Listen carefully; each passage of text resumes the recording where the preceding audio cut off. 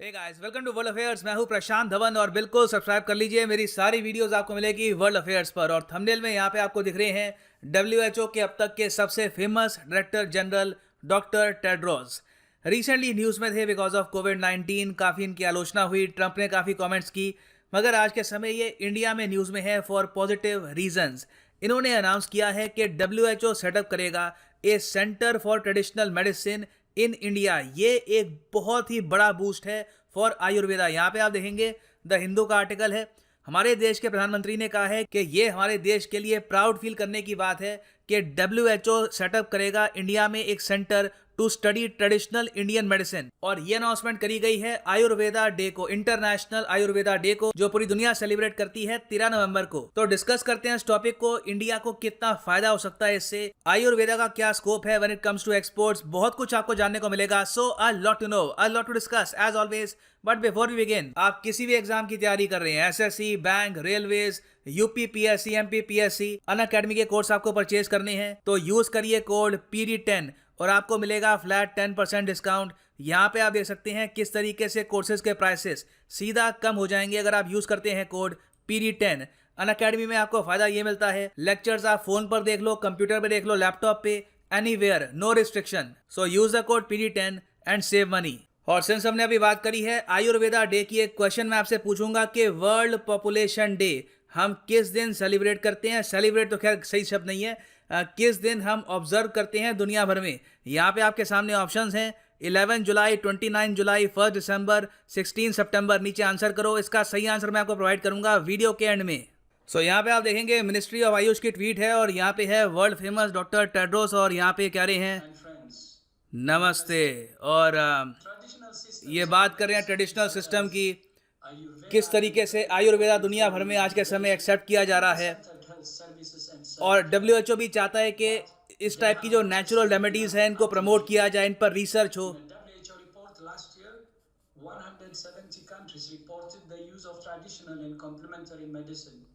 तो ये कह रहे हैं कि पिछले साल 170 देशों ने ट्रेडिशनल मेडिसिन का यूज करना स्टार्ट किया है एक्सटेंसिवली। उसमें से एक सिस्टम आयुर्वेदा भी है। हमें ये समझना चाहिए कि जब हम बात करते हैं ट्रेडिशनल सिस्टम ऑफ मेडिसिन की, तो दुनिया भर में कई सिविलाइजेशंस हुई हैं। एस्टेक्स थे, मायन सिविलाइजेशन है, इजिप्शियंस रही हैं। जहाँ भी ह्यूमन बींग्स बहुत ही लंबे समय से रहे हैं, तो वहाँ पे traditional system of medicine develop हुआ है। और इसमें से आयुर्वेदा माना जाता है कि काफ़ी एडवांस्ड है और काफ़ी इस पर रिसर्च हुई है ओवर द ईयर्स, और ये काफ़ी इफेक्टिव भी है इन प्राइमरी हेल्थ केयर।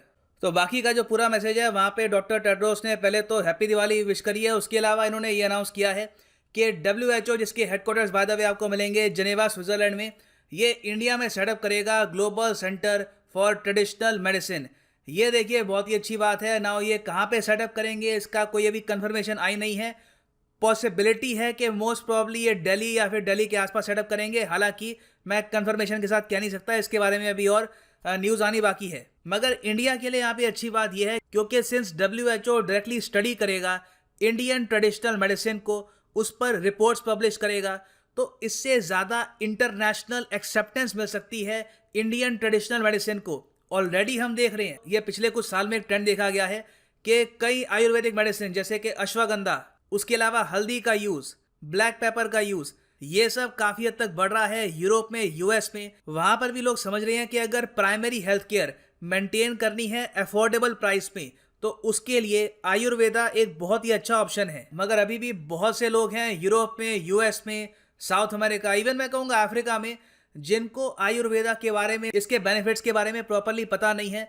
तो अगर डब्ल्यूएचओ इस पर रिपोर्ट्स पब्लिश करनी स्टार्ट कर देगा तो इन द फ्यूचर आप देख सकते हैं कि आयुर्वेदा को ज़्यादा एक्सेप्टेंस मिलेगी और इंडिया ज़्यादा एक्सपोर्ट कर सकता है आयुर्वेदिक प्रोडक्ट्स। और आयुर्वेदा की इंडस्ट्री ह्यूमंगस है। रिसेंटली 2018 में PwC की एक रिपोर्ट सामने आई थी। इन्होंने बताया कि 77% जो इंडियन हाउस होल्ड्स हैं वहाँ पे आयुर्वेदिक प्रोडक्ट, किसी ना किसी टाइप के आयुर्वेदिक प्रोडक्ट का ऑलरेडी यूज हो रहा है। और इंटरनेशनली अगर हम देखें तो माना जा रहा है कि 2022 तक जो टोटल एक्सपोर्ट्स हैं आयुर्वेदिक प्रोडक्ट्स के, ये हो सकते हैं ऑलमोस्ट $9.7 बिलियन। ये एक ह्यूमंगस अमाउंट है। यहाँ पे आप देखेंगे आर्टिकल है द यूनियन एक्सप्रेस का, global Ayurveda market expected to triple in size to 9.7 billion by 2022। अब देखिए ये 9.7 ना हो पाए, ये बस 9 बिलियन रहे, 8.5 बिलियन भी हो जाए तब भी ये एक बहुत ही ज़्यादा ह्यूज मार्केट होगी और ये मार्केट रेगुलरली ग्रो ही करती रहेगी। 2030 तक हो सकता है कि ये अपने आप में एक ग्लोबल इंडस्ट्री बन जाए। और अगर हम इतनी बड़ी मार्केट को कैटर करते हैं तो ऑब्वियसली इंडिया में हम जॉब्स बना सकते हैं, वी कैन मेक करियर्स। और बाय द वे कई स्टेट्स हैं जो आयुर्वेदा के एक्सपोर्ट्स के मामले में, आयुर्वेदा को प्रमोट करने के मामले में काफी आगे हैं। फॉर एग्जाम्पल केरला को कहा जाता है द क्रेडल ऑफ आयुर्वेदा। और आज के समय केरला में आपको आयुर्वेदिक रिसर्च से रिलेटेड बहुत से यहाँ पे हब मिलेंगे। इनकी स्टेट इन हब्स को फंड करती है। और केरला सिर्फ आयुर्वेदिक आइटम्स का एक्सपोर्टर नहीं है, ये सेल करते हैं आयुर्वेदा टूरिज्म। यूरोप से, यूएस से बहुत से टूरिस्ट इंडिया आते हैं स्पेसिफिकली केरला जाने के लिए, ताकि एक प्रॉपर जो आयुर्वेदा रिलेटेड जो थेरेपी होती है उसका वो एक्सपीरियंस कर पाएं। सो ये भी एक $multi-million इंडस्ट्री है जिसपे केरला काम कर रहा है। और रिसेंटली इन्होंने एमओयू भी साइन किए हैं 30 कंट्रीज के साथ, जो प्रमोट करेगी केरला आयुर्वेदा अपनी रिस्पेक्टिव कंट्रीज में। और अच्छी बात यह है कि अब WHO भी ट्रेडिशनल हर्बल रेमेडीज के बारे में बात कर रहा है और ये कह रहा है कि ठीक है, इसको हम रिसर्च करते हैं, इसके बारे में पढ़ते हैं और रिसर्च के साथ हम इन द फ्यूचर इसको प्रमोट भी कर सकते हैं only for primary health care. इससे ऐसा तो है नहीं कि बहुत जो बड़ी बीमारियां हैं वो ठीक हो जाएंगी, मगर एक व्यक्ति को अगर वेलनेस मेंटेन करके रखनी है, अच्छी हेल्थ मेंटेन करके रखनी है, तो उसके लिए बिल्कुल traditional herbal remedies are very good. और अगर हम बात करें भारत सरकार के इनिशिएटिव्स की, तो 2014 में सरकार ने पहली बात तो इंट्रोड्यूस करी थी मिनिस्ट्री ऑफ आयुष।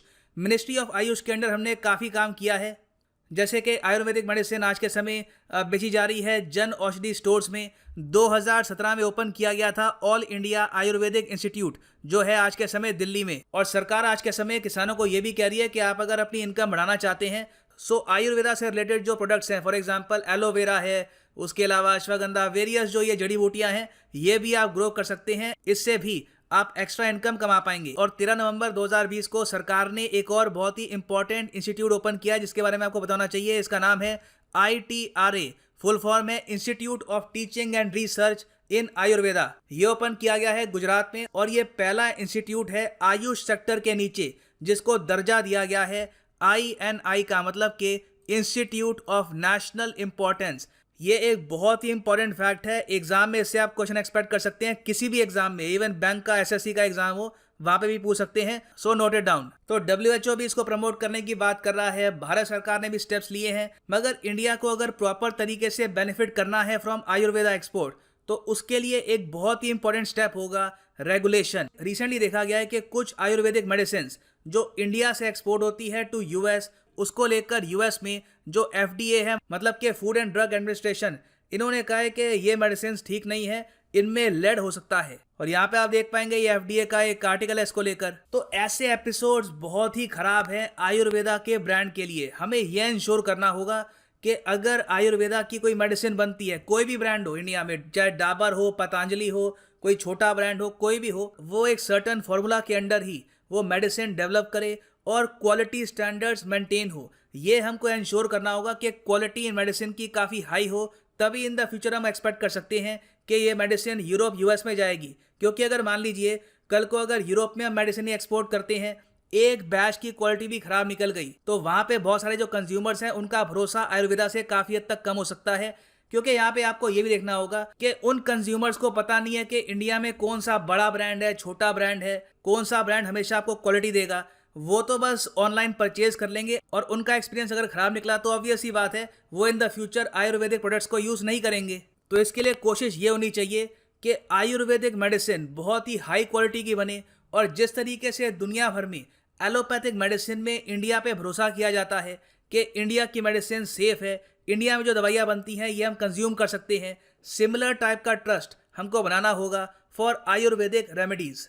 नाउ चलिए वापस आते हैं अपनी क्वेश्चन पे कि वर्ल्ड पॉपुलेशन डे हम कब ऑब्जर्व करते हैं। सही आंसर जो है यहाँ पर it is July 11th। Alright, 11 जुलाई है वर्ल्ड पॉपुलेशन डे। जो बाकी यहाँ पर डेट्स है इसके बारे में जान लो।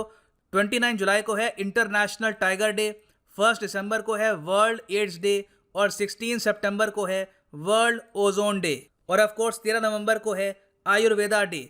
सो इसी के साथ वीडियो करते हैं खत्म। उम्मीद करता हूँ काफ़ी कुछ आपको जानने को मिला होगा।